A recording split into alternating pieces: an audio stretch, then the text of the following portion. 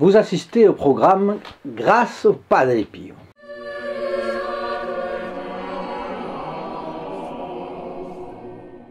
Chers amis fidèles du Padre Pio, bonjour. Et nous voilà encore autour de notre bon Padre Pio pour discuter un petit peu de sa vie, de ses fioretti et nous tourner vers la doctrine catholique par la même occasion, puisque la vie du Padre Pio, c'est la doctrine catholique incarnée. Christianus alter Christi, il est comme notre Seigneur en plus petit, forcément, et il est la doctrine catholique incarnée. Aujourd'hui, nous sommes malades, il nous guérit. Donc aujourd'hui, nous commentons en fait vos commentaires. Et je commence par Isabelle. Le 25 octobre, elle a assisté à la vidéo « Il est guéri, mais c'est vous qui êtes malade ». Et elle dit la chose suivante. « Bonsoir Monsieur Goyard, cette vidéo tombe à pic pour moi. J'ai appelé à mon église pour avoir un rendez-vous privé en vue d'une confession. Oui, mon âme est assurément malade, mais je ne crains nullement les virus. » Oui, nous ne craignons pas les virus, nous craignons le péché mortel, exactement. Merci infiniment pour ces mots et cette belle prière. Bonne soirée à vous et à tous les protégés du Padre Pio. Bonjour Isabelle. C'est une joie que votre témoignage nous donne. Nous sommes tous malades en effet.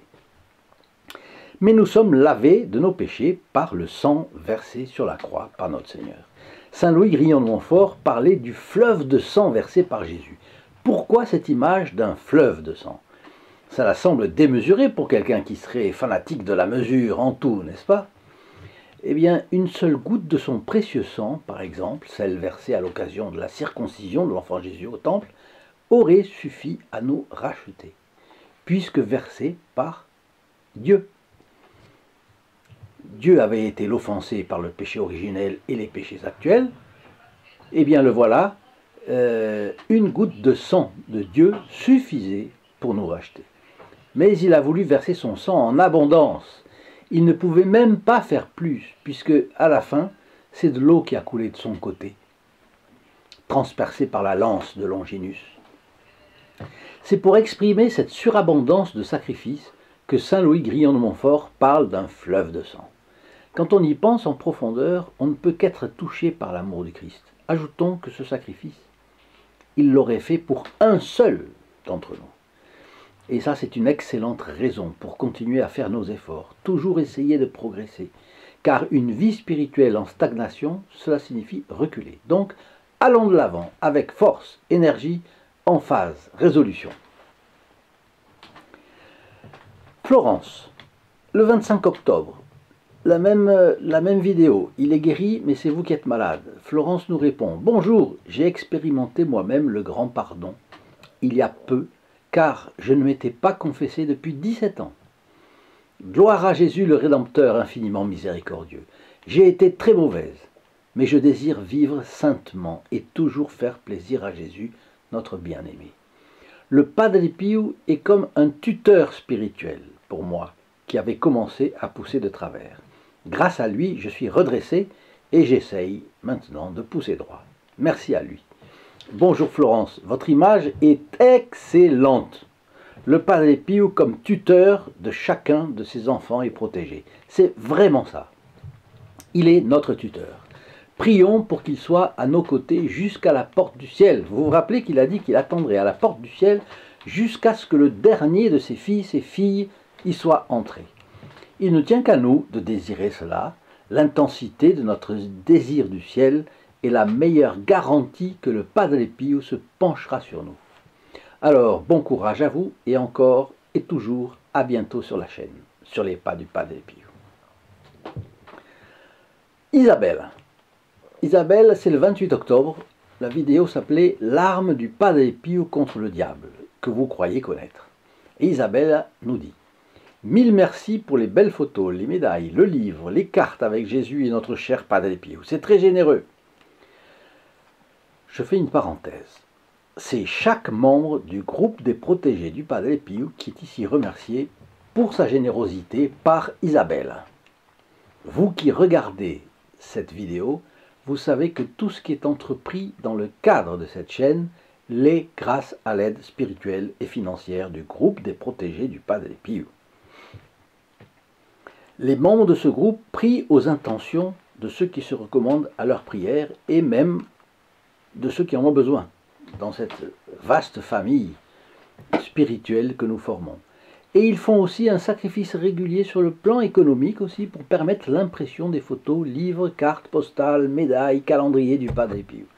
Mais ces membres des protégés du Padre Pio reçoivent aussi les grâces acquises par les mérites de la messe du vendredi midi célébrée par un de nos amis.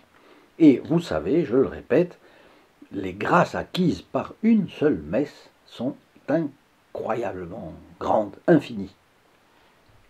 Pourquoi elles sont infinies? Parce que c'est le sang de notre Seigneur Jésus-Christ qui est infiniment précieux, le sang de Dieu, Dieu fait homme, qui est versé et qui acquiert pour nous les mérites de manière à ce que la société résiste, s'élève.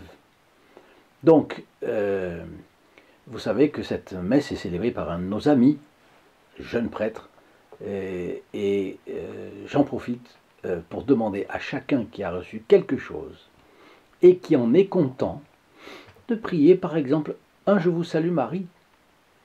C'est bien le moins qu'on puisse faire aux intentions des membres de ce groupe grâce auquel le Padre Pio est entré dans votre maison.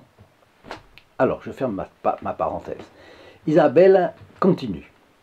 Elle s'appelle Isabella, mais je ne sais pas si on dit Isabella ou Isabella, comme on dirait en italien.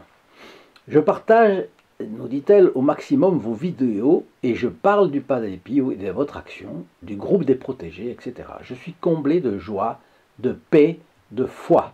Foi en Jésus et Marie, en les saints et les archanges, Gabriel, Michel, Raphaël. Ce que l'on voit avec le témoignage d'Isabelle, c'est que se mettre au service du Padre Pio procure une joie, une foi, un entrain unique que les personnes, les fidèles n'auront pas ailleurs. C'est ça que je vois par ces témoignages. Isabelle en est un exemple. Merci Isabelle de vous être abonnée à la chaîne. Vous qui me regardez, je vous invite à en faire autant. Descendez dans la description de cette vidéo ici en bas, cliquez sur la clochette qui apparaît et lorsque les trois options se présentent, actionnez l'option toute. La petite clochette passe en noir et teinte. C'est ainsi que vous serez garanti de ne rien rater de nos vidéos et de nouvelles informations. Le zèle d'Isabelle se voit aussi dans le partage qu'elle fait à tous ses amis, malgré les obstacles qui ne peuvent pas manquer d'arriver. Le diable porte pierre. Alors il va attaquer chacun d'un côté différent. Par exemple, à l'un, il suggérera que cela ne sert à rien. À un autre, il donnera du respect humain de parler du Padre Pio. À un autre encore, il donnera de la lassitude. À un autre encore, il fera remettre à plus tard. Oh, maintenant, j'ai pas le temps, j'ai ceci, j'ai cela, j'ai... Bon, bref. Et après, on oublie. Et enfin, vous savez ce que c'est. Ça vous est certainement déjà arrivé. Parce que tous n'avaient pas, évidemment, partagé, ou etc. Tout ça n'est que des tentations du diable. Le diable sait que le Padre Pio est son ennemi et qu'il n'a qu'une issue, c'est d'empêcher qu'on en parle, empêcher qu'on le fasse connaître, empêcher qu'on entende ou qu'on lise les épisodes si passionnants de sa vie.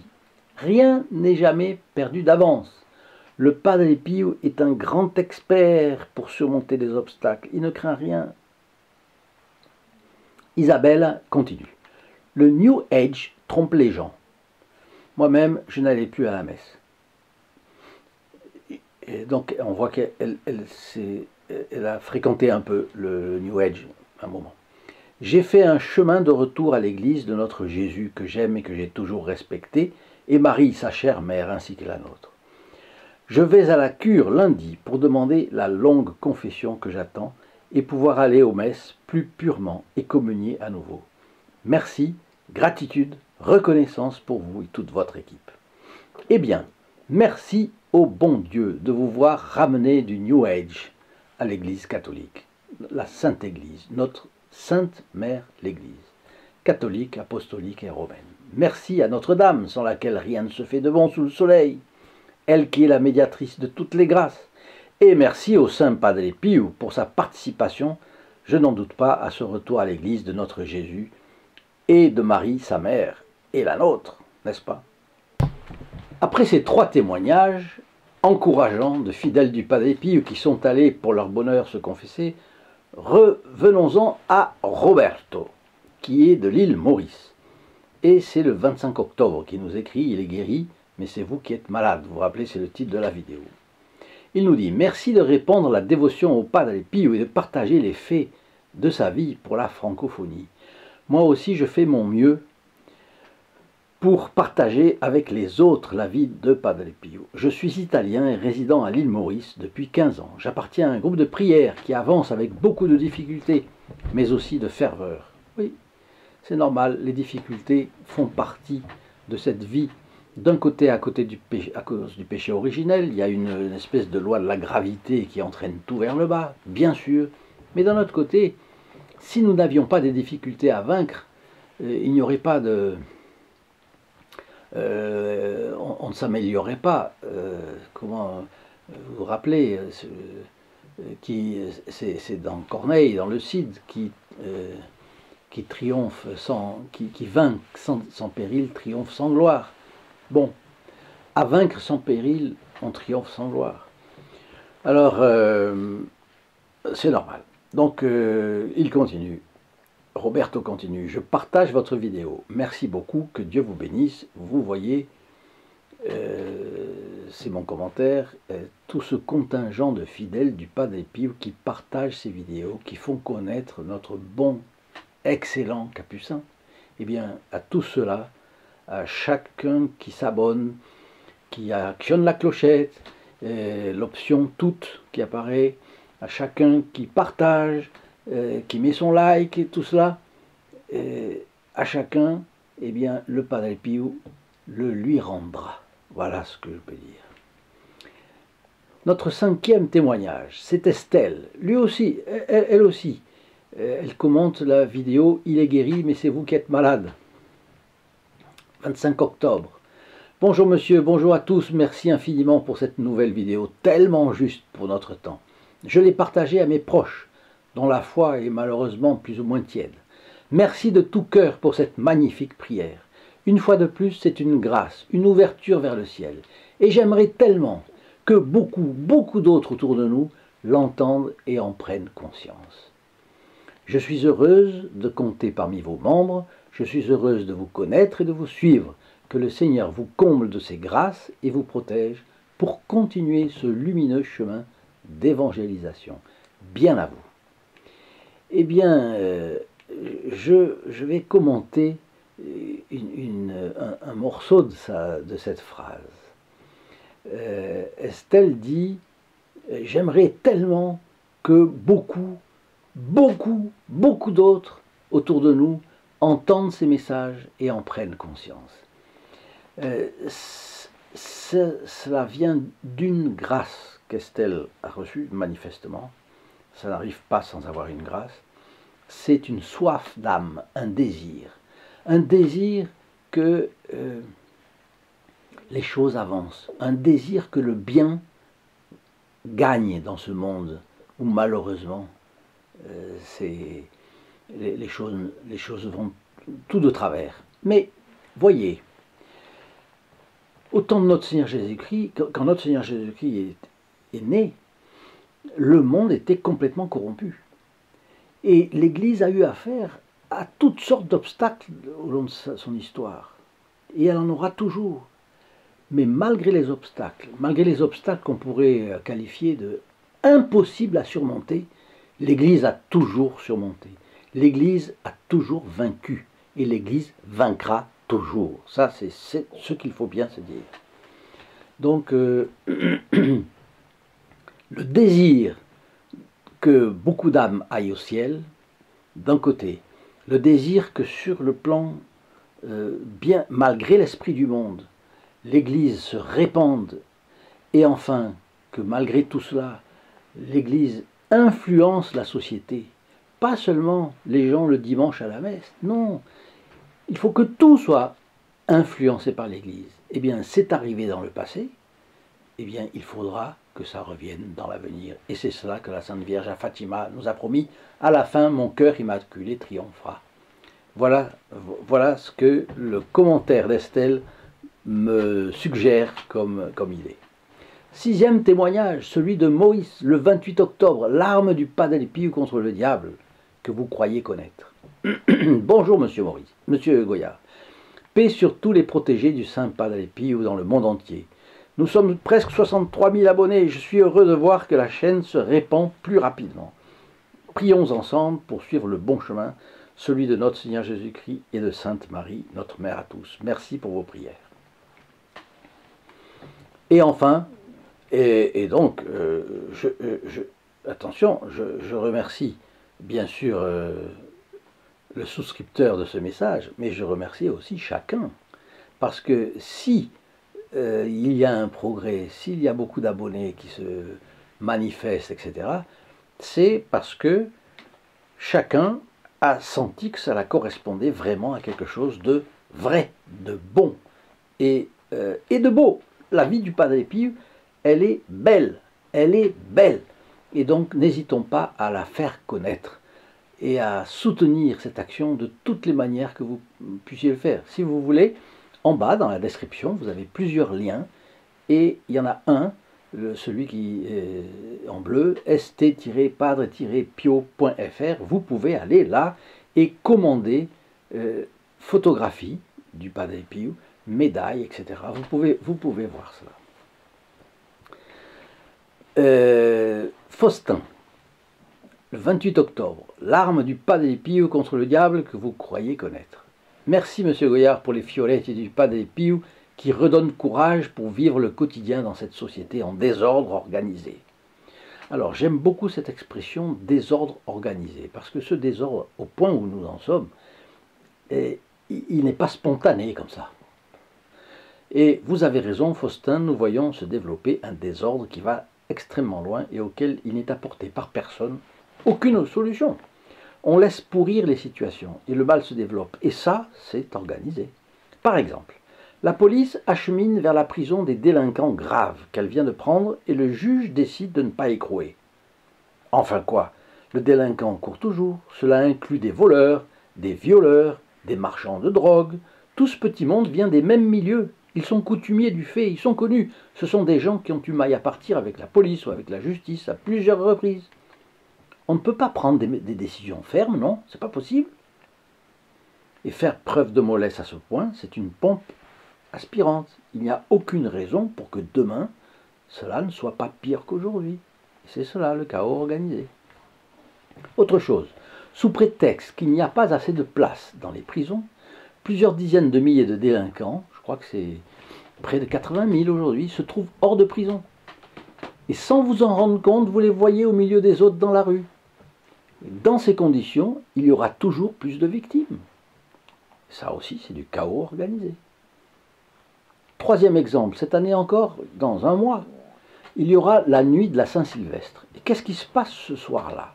Tout le monde sait qu'au seuil de la nouvelle année, il y aura 500 000, peut-être plus, voitures brûlées dans la nuit. Peut-être beaucoup, beaucoup plus. Alors un jour, je suis allé rencontrer des amis de notre association qui habitaient une cité disposée en demi-lune. Plusieurs immeubles, etc. Bon. Et le parking des voitures était disposé en rond à une quinzaine de mètres des immeubles.